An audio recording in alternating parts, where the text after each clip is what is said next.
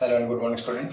আজকে আমরা রয় মার্টিনের প্রশ্নবিচিত্রা শুরু করছি। সেকেন্ড ইউনিট টেস্ট ভলিউম 2 এর মডেল ওয়ান যেটা হচ্ছে তোমার পেজ হচ্ছে 546, পেজ 546 এ আছে। তো প্রথম থেকে শুরু করছি। প্রথম প্রশ্ন দেখো, বার্ষিক একটা বার্ষিক 8% সরল সুদের হারে পি টাকার টি বছরের সুদ 1 টাকা। তাহলে রেট অফ ইন্টারেস্ট 8%, আসল হচ্ছে পি টাকা, টি বছরে সুদ হচ্ছে 1 টাকা। তাহলে কোন অপশনটা ঠিক হবে? তাহলে আমরা যদি এটা করি, তাহলে আমরা দেখেছি না রেট অফ ইন্টারেস্ট সহজভাবে বোঝার জন্য আমাকে বলেছে সুদ 1 টাকা হলে কোনটা ঠিক হবে। তো স্বাভাবিক নিয়ম ফর্মুলা কি দাঁড়ায়? আমাদের স্বাভাবিক ফর্মুলা হচ্ছে I is equal to P T R by 100, এটাই স্বাভাবিক ফর্মুলা। তো তুমি একটু মান বসাও। আই এর মান কত আছে দেখো, সুদ 1 টাকা, সুদের জায়গায় হচ্ছে 1 টাকা। পি আসল কত, পি হচ্ছে পি টাকায়, তাহলে পি পি টাকায়, টি টি কত, টি টি টি, আর আর কত, আর ই বডে বাই 100। এবার দেখো এটাকে সলভ করলে কোন অপশনটা তুমি পাচ্ছ। যদি ট্রান্সফার করি আমরা, তাহলে 100 I PTR, 100 I PTR, I টাকা লিখছি, এটা 1 নয়, আই হবে ক্যাপিটাল আই। তাহলে মান বসানো হলো, এটাই আছে। এবার যদি ট্রান্সফার করি তাহলে কোনটা পাচ্ছি আমরা? যদি এটার সঙ্গে ক্রস করি তাহলে আই ইন্টু 100 সমান পিটি আর, তার মানে নিঃসন্দেহে পিটি আর সমান 100 আই। এই অপশনটা মিলছে, তার মানে আমাদের অপশন সি। চলে এসছে পরের প্রশ্ন, PV equal to R T. PV equal to R T, এখানে আর প্রশ্নটা যদি আমরা দেখি তাহলে প্রশ্নের ভাষাটা বলেছে যে আদর্শ গ্যাসের ক্ষেত্রে বয়েলের চার্জের সমন্বয় সূত্র থেকে পাওয়া যাচ্ছে পিভি ইকুয়াল টু আর টি। তোমরা তো ফিজিক্সে পাচ্ছ। তো এখানে টি 1/p এর সঙ্গে ভি এর সম্পর্ক বার করতে বলেছে, কোনটা হবে? তাহলে আমরা যদি এটাকে আমরা সলভ করি তাহলে P V is equal to R T. R অশূন্য ধ্রুবক, তুমি আর কে আরই লিখতে পারো, কিন্তু তোমার বুঝার সুবিধার জন্য তুমি আর কে অশূন্য ধ্রুবক মানে কে ধরতে পারো। মনে করো কে ধরলে অশূন্য ধ্রুবক, আমার যেহেতু স্বাভাবিক পরিচিতি কে দিয়ে, তাই কে ধরছি। এবারে টি আর 1p এর সঙ্গে ভি এর সম্পর্ক, তাহলে টি আছে ঠিক আছে, আর পিটাকে যদি 1p করো তাহলে কোন দিকে যাবে? এদিকে যাবে। তাহলে এত ভি সমান কে ইন্টু টি, আর পিটা যদি 1p করতে চাই এদিকে ট্রান্সফার করবো, তাহলে কি হবে? এটা 1/p। এইবারে লক্ষ্য করো যে টি আর 1p এর সঙ্গে ভেদের সম্পর্ক, ভি এর সম্পর্ক কি হবে? এবার ভি আর সমান কে আছে, ভ্যারাইজেস টি ইন্টু 1/p। নিশ্চয়ই বুঝতে পারছো সমান কে ধ্রুবক হয়ে গেল, টি ইন্টু 1/p। এবার লক্ষ্য করো যে ভি এর সঙ্গে টি আর 1/p কি সম্পর্ক? ইন্টু আছে, মানে যৌগিক সম্পর্ক। ঠিক আছে না? চলে আসছে পরের প্রশ্ন।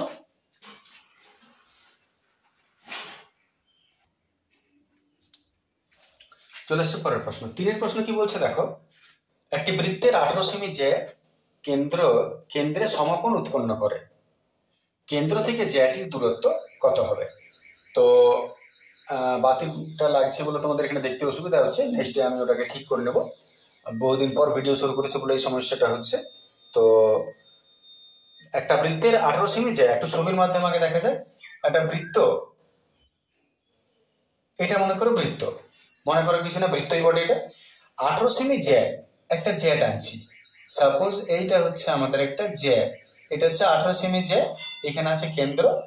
এটা যদি 18 সেমি জ্যাটা হয় মনে করো, তাহলে এই কেন্দ্রে যে কোণটা উৎপন্ন করবে এইখান থেকে এইটা, কেন্দ্রে এই কোণটা সমকোণ হচ্ছে উৎপন্ন, এটা সমকোণ 90 ডিগ্রি বলেছে, সমকোণ উৎপন্ন করে। তাহলে কেন্দ্র থেকে জ্যাটির দূরত্ব কত? প্রশ্ন তোমাকে বার করছে কেন্দ্র থেকে জ্যায়ের দূরত্ব, তার মানে এইখান থেকে এই দূরত্বটা তোমাকে জানতে হবে। মানে যদি এখানে ও নাম দিই আমি, এটাকে এ নাম দিই, এটাকে বি নাম দিই, এটাকে সি নাম দিই, তাহলে তোমাকে এ বি দিয়ে দিয়েছে 18 সেমি। ওসি সমান কত এটা বার করতে বলেছে, সমান কত? এখন আমরা যদি দেখি যে এটা 18, আমি এক কাজ করি, এটা একটা লম্ব টানলাম, ওসি লম্ব এবি টানলাম, ওসি লম্ব এবি, ওসি এবিতে লম্ব টানলাম, তার মানে এটা কত হবে 90 ডিগ্রি। এবারে তুমি একটা বিষয় জানবে যে যদি কোনো বৃত্তের কেন্দ্র থেকে জ্যাতে লম্ব দৈর্ঘ্য টানি তাহলে এই দুটো বাহু সবসময় সমান হয়, এই দুটো সবসময় সমান হবে যে দুটো খণ্ডক তুমি পাচ্ছ। যদি লম্ব টানো জ্যাকে সবসময় সমদ্বিখণ্ডিত করে, তাহলে যদি পুরোটা 18 বটে তাহলে এটা কত 9 এবং এটাও 9। এটা ক্লিয়ার আছে? তাহলে আমরা পেয়ে গেলাম যে ওবি 9 সেমি। আচ্ছা, এটা যদি সমকোণী ত্রিভুজ হয় তাহলে এইটা 90 ডিগ্রি বলেছে যে সমকোণ উৎপন্ন করছে, এটা 90, তাহলে বাকি দুটো কোণ কত হবে? এই কোণটা কত আর এই কোণটা কত? 45 45। ত্রিভুজের তিনটা কোণ সমষ্টি 180 হয়, তাহলে যদি এটা 90 হয় তাহলে এটাও 45, এটাও 45, এটাও 45, এটাও 45। এইবারে যদি তুমি লম্ব টানো তাহলে এই ত্রিভুজটাও তো একটা সমকোণী ত্রিভুজ, ত্রিভুজ ওসিবিও একটা সমকোণী ত্রিভুজ, ত্রিভুজ ওসিবি এটাও সমকোণী ত্রিভুজ, ওসিবিও সমকোণী ত্রিভুজ। এবার তুমি লক্ষ্য করো এই যে ত্রিভুজটা ওসিবি, এই ত্রিভুজের এইটা 90 ডিগ্রি, এইটা 90 ডিগ্রি, এটা যদি 90 ডিগ্রি হয় তাহলে বাকি দুটো কোণ কত হবে? বাকি দুটো কোণ কত হবে?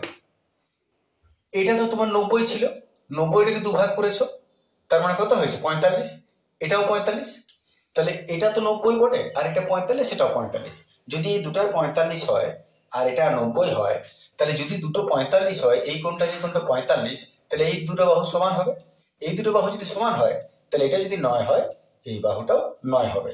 কারণ আমরা জানি যে কোনো ত্রিভুজে যদি দুটো বাহু সমান হয় তাহলে দুটো কোণও সমান হবে। তাই এই দুটো কোণ যদি 45 45 হয় তাহলে এই দুটো বাহুও 9 9 হবে। অতএব ওসিটা কত হবে? 9 সেমি। ওসিটা হচ্ছে 9 সেমি। তার মানে আমাদের এখানে অপশন হচ্ছে সি এরটা, অপশন হচ্ছে সি এরটা। বুঝতে পারা গেল? আসছি তারপরেরটা।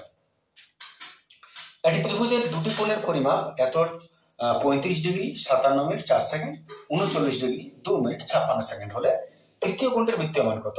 তো আমরা জানি তিনটা কোণের সমষ্টি 180 ডিগ্রি হয় ত্রিভুজের, দুটো কোণ তোমাকে দিয়ে দিয়েছে, তৃতীয় কোণটা কি করে বার করবে? এই দুটোকে যোগ করে 180 থেকে মাইনাস করবো, তৃতীয় কোণটা পেয়ে যাবো, কারণ তিনটা কোণের সমষ্টি তো 180। তাহলে আমি দুটো কোণকে একটু যোগ করে নিচ্ছি, কত হচ্ছে? 35 ডিগ্রি 57 মিনিট 4 সেকেন্ড আর তার নিচে 39 ডিগ্রি 2 মিনিট 56 সেকেন্ড। যদি যোগ করি আমরা 6 5 7 হলে 6 59 9 5 14 4 হাত হলে 4 3 7 9 5 14 4 হাত হলে 7, এত ডিগ্রি এত মিনিট এত সেকেন্ড। এবারে 60 সেকেন্ড মানে 1 মিনিট, তাহলে এটাকে সরাও, 1 মিনিট যোগ করে এর সঙ্গে 60 সেকেন্ড সমান 1 মিনিট। 1 মিনিট যদি হয় তাহলে এটা কত হলো? 59টা 60 মিনিট হলো, আর এদিকে কত আছে? 74 ডিগ্রি। এবারে 60 মিনিট মানে 1 ঘন্টা, তাহলে এবার এটাকেও সরিয়ে দাও, তার জায়গায় কত যোগ হবে? 1 ঘন্টা, তার মানে কত হলো? 75 ডিগ্রি। যদি ত্রিভুজের দুটো কোণের সমষ্টি 75 ডিগ্রি হয় তাহলে তৃতীয় কোণটার মান কত হবে? নিচের অংশটা নিশ্চয়ই দেখতে পাওয়া যাচ্ছে, দেখতে পাওয়া যাচ্ছে। অতএব তৃতীয় কোণ, তৃতীয় কোণটার জন্য আমি কি করব? 180 ডিগ্রি থেকে মাইনাস করব 75 ডিগ্রি। 180 থেকে 75 ডিগ্রি আমি মাইনাস করছি, 5 10 5 দিতে হাত রলে 8 0 105 ডিগ্রি। এবার প্রশ্ন তোমাকে বলেছে যে বৃত্তীয় মান বার করতে, ঠিক আছে? কোনটা তৃতীয় কোণটার বৃত্তীয় মান, তাহলে বৃত্তীয় মান যদি বার করো তাহলে কি করতে হয়? বৃত্তীয় মানের জন্য পাই বাই 180 দ্বারা গুণ করে দিতে হয়। বৃত্তীয় মানের জন্য পাই বাই 180 কাটাকাটি করলাম, 5 2 × 10 5 1 5 5 3 15 5 6 30 3 7 21 3 12 36 7 পাই বাই 12 রেডিয়ান। বৃত্তীয় মান বার করতে গেলে সবসময় রেডিয়ান চিহ্ন দিতে হয়। আশা করি তোমাদের যে এটা হয়ে গেছে। এটা যদি না হয়ে থাকে তাহলে তুমি বুঝবে যে কোনো ডিগ্রিকে বৃত্তীয় মান করতে গেলে পাই বাই 180 দ্বারা গুণ করতে হয়। চ্যাপ্টারটা হয়ে গেলে তো তুমি এমনিও হয়ে যাবে। চলে আসছে আমরা পরের প্রশ্ন।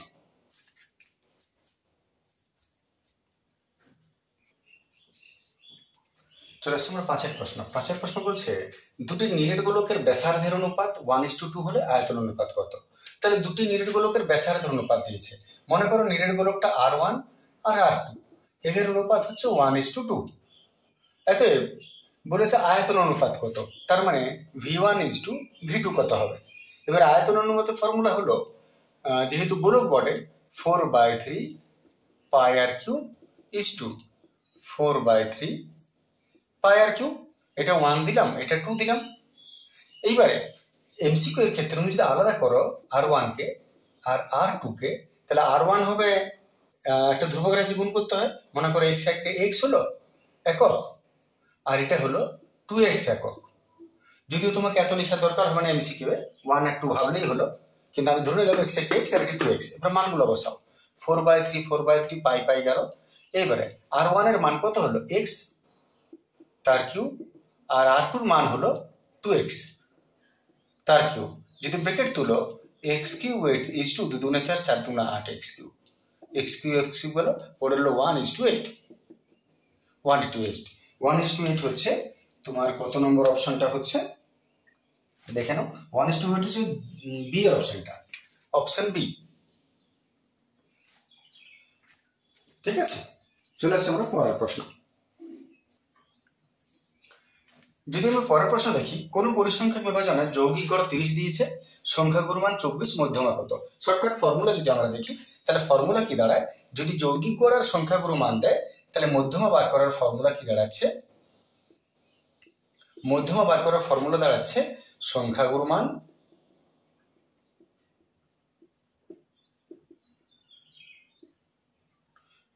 প্লাস 2 ইন্টু যৌগিক গড় বাই 3। এটা ডাইরেক্ট ফর্মুলা মধ্যমা বার করার। বাকি যেটাই তুমি বার করো অল্টারনেটিভলি তুমি ট্রান্সফার করে ফর্মুলা নিজে করে নিতে পারো যেটার মানতে। তাহলে মধ্যমার ফর্মুলাই হলো সংখ্যাগুরু মান যুক্ত 2 ইন্টু যৌগিক গড় ভাজিত 3। তাহলে তুমি মান বসাও, সংখ্যাগুরু মান কত আছে 24 প্লাস 2 ইন্টু যৌগিক গড় কত বটে 30 বাই 3। সহজ ফর্মুলাটা মনে রাখবে, তাহলেই হলো 30 দুগুণে 60,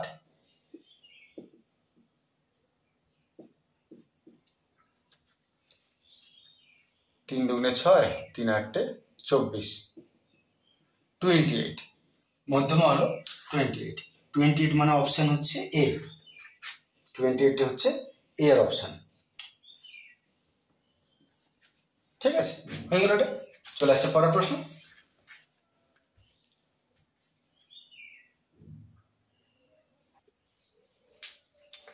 চলে আসছে আমরা 2 এর প্রথম প্রশ্ন, শূন্যস্থান পূরণ বলেছে। শূন্যস্থান পূরণ 2 এর প্রথম প্রশ্ন বলছে যে বার্ষিক চক্রবৃদ্ধি সুদের হার R%। বার্ষিক চক্রবৃদ্ধি সুদের হার R%। প্রথম বছরের মূলধন P টাকা হলে দ্বিতীয় বছরের মূলধন কত? তো চক্রবৃদ্ধি সুদের ক্ষেত্রে কি ব্যাপার হয় যে প্রথম বছরের যেটা সুদাসল সেইটা দ্বিতীয় বছরের আসল হয় বা মূলধন হয়। তুমি ভেবে দেখো, চক্রবৃদ্ধি সুদের মানেই হলো এই বছর টোটাল যে সুদাসলটা বেরোলো সেটা পরের বছর আসল হবে, আবার দ্বিতীয় বছর যেটা মোট সুদাসল বেরোলো সেটা তৃতীয় বছরের আসল হবে। এটাই নিয়ম হয়। সেক্ষেত্রে যদি আমাদের রেট অফ ইন্টারেস্ট R% আর মূলধন P বছর, তাহলে দ্বিতীয় বছরের মূলধন কত হবে? দ্বিতীয় বছরের মূলধন হচ্ছে প্রথম বছরের সুদাসল।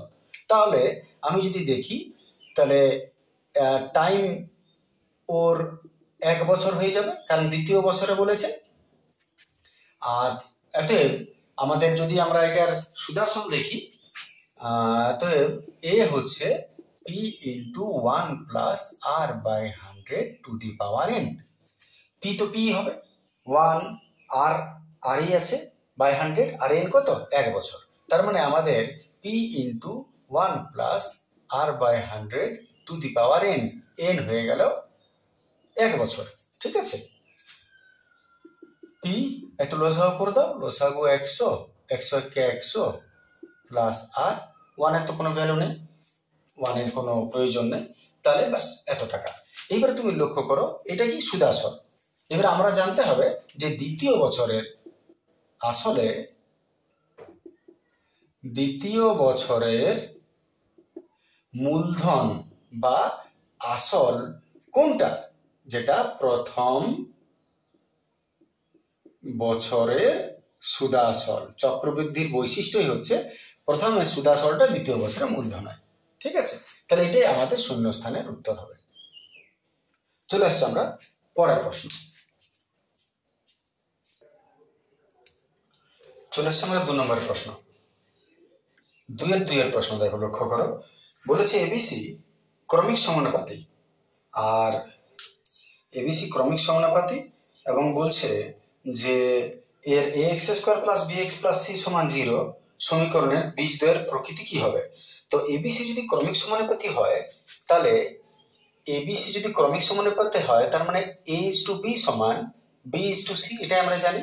তার মানে a বাই b সমান b বাই c। অতএব ক্রস যদি করো b স্কয়ার সমান কি হলো ac। এবার তুমি একটা জিনিস ভাবো, বীজদ্বয়ের প্রকৃতি যদি তোমাকে বলে, বীজদ্বয়ের 3টা প্রকৃতির বীজ হয়। একটা হচ্ছে বাস্তব, একটা হচ্ছে বাস্তব সমান, একটা হচ্ছে বাস্তব অসমান, আর একটা হচ্ছে অবাস্তব। যেমন মনে করো যদি 4b স্কয়ার মাইনাস 4ac সমান 0, তাহলে আমরা কি বলবো, বীজ হলো বাস্তব ও সমান। যদি b স্কয়ার মাইনাস 4ac সমান 0 থেকে বড় হয়, 0 থেকে বড় হয়, এই গ্রেটার দেন যদি 0 হয়, এটা মানে কোনো সংখ্যা হয়, তাহলে বাস্তব আর অসমান হবে। আর যদি b স্কয়ার মাইনাস 4ac এর মান 0 থেকে ছোট হয়, তখন সেটা অবাস্তব হবে বা কাল্পনিক হবে। তো তুমি লক্ষ্য করো যে যদি আমি b স্কয়ার মাইনাস 4ac সমান 0 হলে বাস্তব, এত b স্কয়ার সমান যদি ওইদিকে ট্রান্সফার করো 4ac, b স্কয়ারের মান যদি 4ac হয়, তাহলে এটা 0 হবে, বাস্তব আর সমান হবে। কিন্তু এটা দেখো, লক্ষ্য করো b স্কয়ার সমান ac, মানে 4 গুণ ac হলে b স্কয়ারের সমান হবে, কিন্তু এটা তার থেকে অনেক কম, এটাতে 4 নাই। তার মানে এটা 0 থেকে ছোট। 0 থেকে যদি ছোট হয়ে যায়, তাহলে সেটা অবাস্তব হয়ে গেল। তার মানে আমাদের এটা অবাস্তব বলো বা কাল্পনিক বলো, বীজটা হচ্ছে অবাস্তব বা কাল্পনিক। চলে আসছে পরের প্রশ্ন।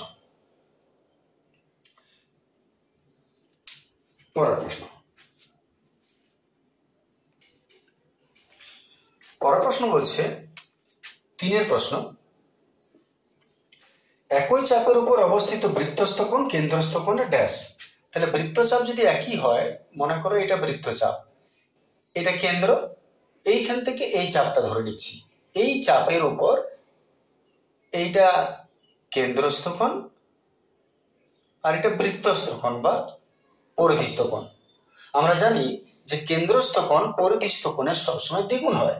যদি এটা 30 ডিগ্রি হয়, যদি বৃত্তচাপ একই, তারা একই জায়গায় ওঠে এবং একই জায়গায় নামে, তাহলে যদি এটা 30 হয়, তাহলে এটা 60 হবে। কেন্দ্রস্থ কোণের সবসময় পরিধিস্থ কোণের দ্বিগুণ হয়। এখানে কি বলেছে যে একই চাপের উপর অবস্থিত বৃত্তস্থ কোণ কেন্দ্রস্থ কোণের ড্যাশ। তাহলে বৃত্তস্থ কোণ কেন্দ্রস্থ কোণের কি হবে, অর্ধেক হবে, এর উল্টো অর্ধেক। তাহলে এটার উত্তর হচ্ছে অর্ধেক। 4 প্রশ্ন বলেছে x cos θ is equal to 1, x cos θ is equal to 1 R y cot θ is equal to 1। তাহলে cos θ সমান 1, y cot θ সমান 1 হলে বলেছে x স্কয়ার মাইনাস y স্কয়ারের মান কত। এত x square minus y square সমান কত, এটাই বলেছে। আচ্ছা, আমরা একটু x এর মান y এর মান বার করে নিই। x cos θ সমান যদি 1 হয়, তবে x সমান 1 বাই cos θ হবে। আর 1 বাই cos মানে কি, cos এর উল্টো sec θ। আচ্ছা, y cot θ মানে 1 যদি হয়, তাহলে cot θ মানে এতে y সমান 1 বাই cot θ হবে। আর 1 বাই cot θ মানে কি, cot এর উল্টো tan θ। তাহলে x θ এর মান কি বেরোলো, 1 বাই cos মানে sec, আর y মানে হলো 1 বাই cot মানে হলো tan। এবারে মান বসাও। এত x এর জায়গায় তুমি বসাবে sec θ। তাহলে sec square theta minus y এর জায়গায় বসাবে tan theta, tan square theta, sec square theta minus tan square theta সমান কত হবে 1। বাস শূন্যস্থানে এটাই এর উত্তর হবে। চলে আসছি পরের প্রশ্ন। বলছে 3 সেমি ব্যাসার্ধ বিশিষ্ট একটা নিরেট গোলকের মধ্যে 5এরটা কি বলছে, 3 সেমি ব্যাসার্ধ বিশিষ্ট একটা নিরেট গোলকের মধ্যে অন্তর্লিখিত ঘনকের বাহুর দৈর্ঘ্য কত হবে। তাহলে 3 সেমি বিশিষ্ট একটা গোলক, এটা গোলক, এর ব্যাসার্ধটা হচ্ছে 3 সেমি, ব্যাসার্ধ পরে করবে। তো অন্তর্লিখিত ঘনকের বাহুর দৈর্ঘ্য কত হবে। যদি বৃত্তটা, যদি গোলকটার মধ্যে তুমি একটা ঘনক বস করাও, তাহলে নিশ্চয়ই একটা প্রান্ত ওর একটা দিক এইরকম হবে, ওর একটা দিক এরকম হবে, চারদিকে থাকবে, ঘনক থাকবে ভেতরে। এটার মধ্যে তুমি লক্ষ্য করো ব্যাসার্ধ দিয়েছে, ব্যাসার্ধ আসলে বৃত্তের সঙ্গে, গোলক তো তুমি ছেড়ে দাও, গোলক তো পুরো আয়তনটা হচ্ছে, এর একটা পোর্শন তুমি বৃত্ত দেখতে পাচ্ছ আর এটা তুমি ঘনক দেখতে পাচ্ছ। গোলকের ভিতরে যদি ঘনক থাকে তো এই চেহারাটা তুমি পাবে। তো এর মধ্যে মিল দেখো তুমি, ব্যাসার্ধের সঙ্গে এর কি মিলছে, আসলে এই বৃত্তটার সঙ্গে এই যে বর্গক্ষেত্রটা তুমি দেখতে পাচ্ছ, ঘনক মানে তো সেই বর্গক্ষেত্রে, তাহলে এর মিল কোথায় আছে, মিল হচ্ছে এইটা, ঘনকের যেটা কর্ণ সেটা হচ্ছে বৃত্তের ব্যাস, ঘনকের যেটা কর্ণ হবে সেটা বৃত্তের ব্যাস হবে। এবারে তোমাকে বলে দিয়েছে যে ঘনকের 3 সেমি ব্যাসার্ধ বিশিষ্ট, ব্যাসার্ধটা 3, তাহলে ব্যাসটা কত আরো 3, এত যদি ব্যাসার্ধ বলে 3 সেমি, এত ব্যাস হচ্ছে 3 দুগুণে 6 সেমি। ব্যাসটা কি বলে ঘনকের, এবার বলেছে ঘনকের বাহুর দৈর্ঘ্য বার করতে বলেছে, আর এই 6টা কি বলে ঘনকের কর্ণ।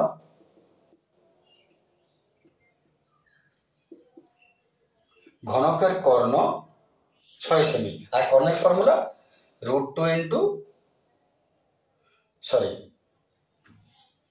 ইন্টু বাহু, ঘনকের কর্ণ সমান 6, এইখান থেকে বাহু বার করে নাও।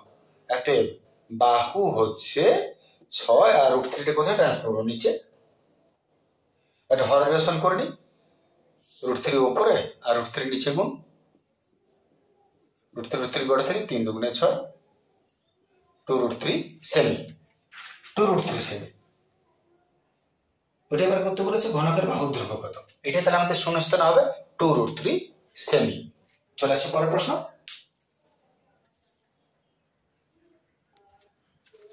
শেষ প্রশ্নটা নিচে হয়ে যাবে, এটা তো আমাদের কষার কিছু নাই। 6টা বলছে বিন্যস্ত পরিসংখ্যা বিভাজন তালিকার ক্ষেত্রে, বিন্যস্ত পরিসংখ্যা বিভাজন তালিকার ক্ষেত্রে যে শ্রেণীর পরিসংখ্যা সবচেয়ে বেশি তাকে ড্যাশ শ্রেণী বলে। তো আমরা জানি তুমি যখনই তুমি পরিসংখ্যা বিভাজন তালিকা করবে তুমি দেখতে পাবে সবচেয়ে যেটা বড় সেটাই হচ্ছে সংখ্যাগুরু মান, সবচেয়ে বেশি। তাহলে এখানে কোন শ্রেণীর কথা বলেছে, সবচেয়ে বেশি যেটা তাকে কি শ্রেণী বলে, তাহলে সেটা হচ্ছে সংখ্যাগুরু মান।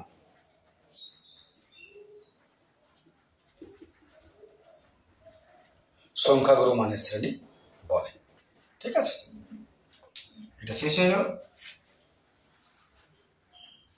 পরে আসা যাক সত্য মিথ্যা।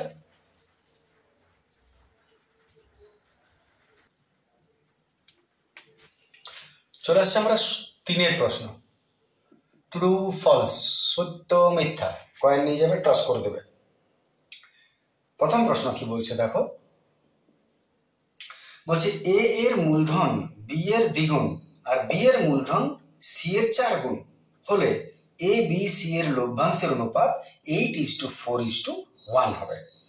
তাহলে আমরা ভাষাটা যদি দেখি, এর মূলধন বি এর দ্বিগুণ, তাহলে আমি এক কাজ করছি, A:B:C সাজাচ্ছি। ভাষাটা বলেছে এ এর মূলধন বি এর দ্বিগুণ, এর যে মূলধন সেটা বি এর দ্বিগুণ হবে। ঠিক আছে, বোঝার জন্য এর মূলধনটা বি এর দ্বিগুণ করে, এ বি এর দ্বিগুণ, এই দিকে দিলাম, এ বি এর দ্বিগুণ।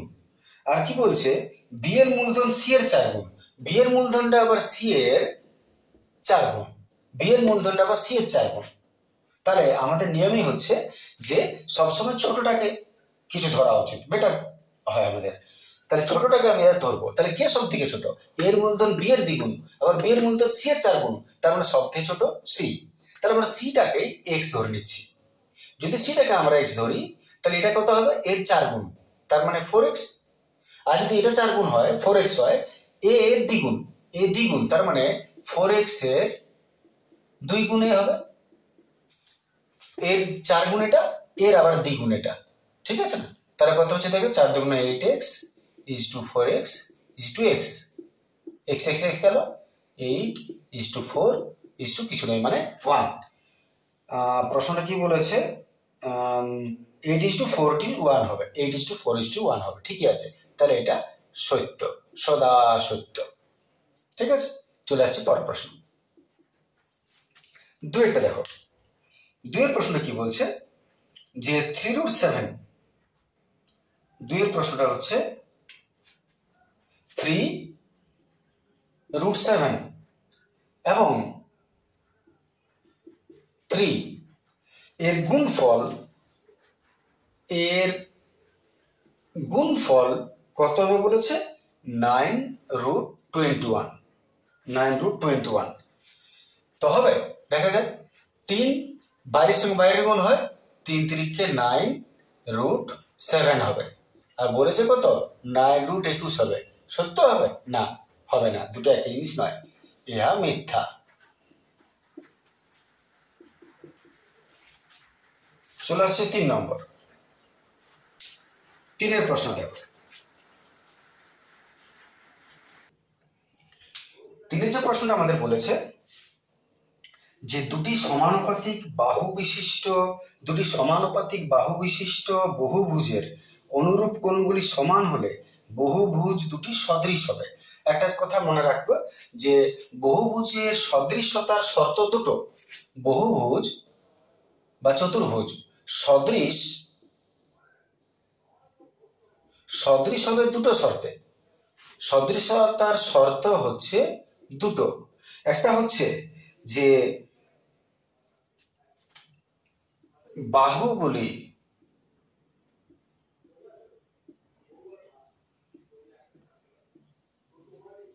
সমানুপাতি হবে, বাহুগুলি সমানুপাতি হবে, আর কোণগুলি সমান হবে, কোণগুলি সমান হবে। মাথায় রাখবে, এই দুটো শর্ত ঘুরিয়ে ফিরে দেয় আর কি, কোনোটা দিল না, এই করে এই দুটো যদি থাকে তবে সেটা সদৃশ হবে, নচেত নয়। প্রশ্নে আমাদের বলেছে, মিলিয়ে নিয়ে একটু কথাটা কি বলেছে যে দুটো সমানুপাতিক বাহু বিশিষ্ট বহুভুজের অনুরূপ কোণগুলি সমান, আর যদি অনুরূপ কোণগুলি সমান হয়, অনুরূপ কোণগুলি সমান, আর দুটি সমানুপাতিক বাহু বিশিষ্ট, বলেই দিয়েছে বাহুগুলি সমান, সমানুপাতিক, অনুরূপ কোণগুলি সমান, অনুরূপ কোণগুলি সমান হবে। নিশ্চয় এটা তাহলে সত্য, এটা সত্য হবে। 4 প্রশ্ন কি বলছে? দৃষ্টিরেখার সঙ্গে অনুভূমিক রেখা নিচে উন্নতি কোণ উৎপন্ন করে। মানেটা বুঝতে হবে, দৃষ্টিরেখা কাকে বলে। তুমি মনে করো এটা একটা পিলার, সাপোজ এটা একটা পিলার এ বি, তুমি এখান থেকে দেখছো, মনে করো ও বিন্দু থেকে দেখছো, ও বিন্দু থেকে তুমি যদি এটাকে দেখো, এইটা হচ্ছে দৃষ্টিরেখা, এইটা হচ্ছে দৃষ্টিরেখা। আর অনুভূমিক তল কোনটা? মাটির লেভেলটাকে অনুভূমিক তল বলে, মাটির লেভেলটাকে অনুভূমিক তল বলে। তাহলে দৃষ্টিরেখা হচ্ছে এটা। এবার তুমি ভাবো, এটা অনুভূমিক তল, এটা দৃষ্টিরেখা। তুমি যদি নিচের দিকে দেখো তাহলে এইভাবে দেখবে, তখন এটা দৃষ্টিরেখা হবে। যে বিন্দুর দিকে দেখছো সেটা হচ্ছে দৃষ্টিরেখা। তো ভাষাটা কি বলছে যে দৃষ্টির রেখার সঙ্গে অনুভূমিক রেখা, দৃষ্টিরেখার সঙ্গে অনুভূমিক রেখা নিচে উন্নতি কোণ উৎপন্ন করে। দৃষ্টিরেখার চেয়ে অনুভূমিক রেখা নিশ্চয়ই নিচেই উন্নতি কোণ উৎপন্ন করবে। এই যে কোণটা, এই যে উন্নতি কোণ এটা উঠলো, দৃষ্টিরেখার সঙ্গে অনুভূমিক রেখাটা কিসে আছে? নিচে, নিচেই কোণ উৎপন্ন করবে। তার মানে এটা সত্য, সদা সত্য। চলে আসি তারপর একটা, নিচে দেখতে পাওয়া যাবে, আর হয়ে যাবে মনে হচ্ছে। আচ্ছা, উপর অংশটা মুছে দিই।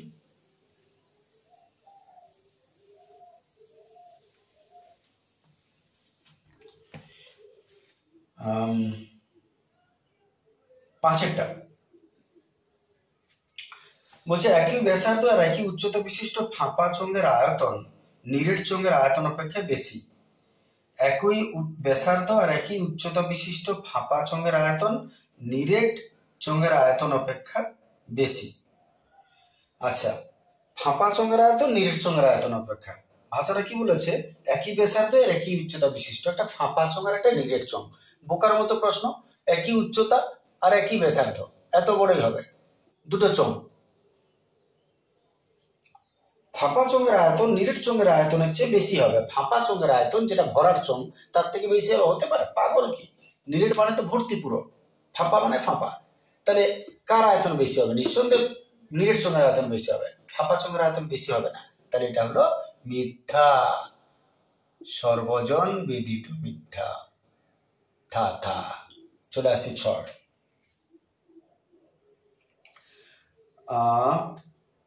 পরিসংখ্যা বিভাজনের বলেছে, মানগুলো একটু লিখে নিয়ে আগে প্রথমে, তাহলে আমরা শেষ কাজ করে নিই।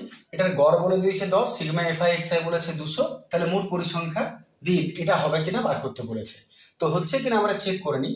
আমরা জানি যে গড় বার করার ফর্মুলাটাই হলো যে সিগমা এফআই এক্সআই বাই তোমার সিগমা এফআই।